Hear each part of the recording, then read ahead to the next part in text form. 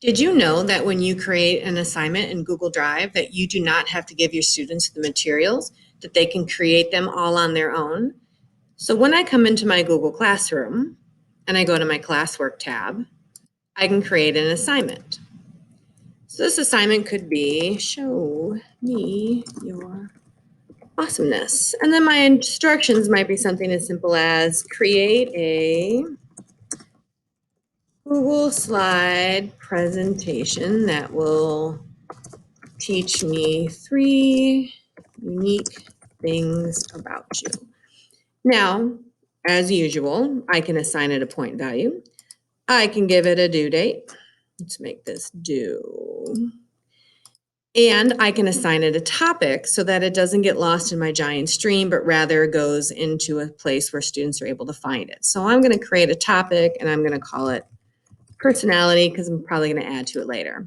I don't need to add anything over here because the students are going to do all of the work. So I click Assign. Now I'm going to come into Google Classroom as a student.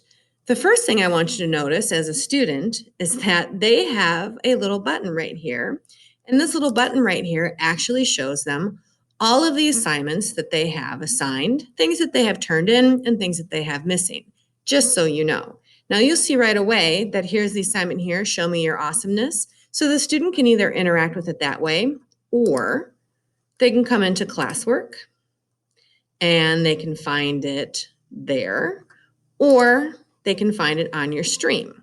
So I'm going to go ahead and open it on the stream, and you'll see this is what the student sees. There is nothing attached to this because you want them to do the work. Students have 2 options here that you might not be aware that they have. The first option is that they can create something right on the fly. So since I told them to create a slide presentation, they click Create, and they pick Slides. Now, what's cool about this is as soon as they create it, it puts their name on it and it puts the title of the assignment on it. Any work that the student does will show up right on the slide, and it's attached here. So they could have created any one of these Google products. Now, maybe they created a video or they did something else, maybe a website, and they want that to be shared with you instead. So instead of creating, this time they're going to add.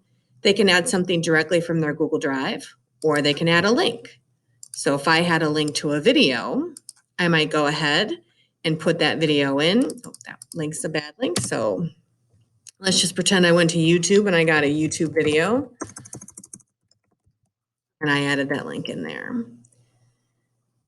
They could also add a file. I'm not really sure why this is here because on our Chromebooks, we don't normally attach files, but that's an option. Now, as the teacher, if I come back into this project,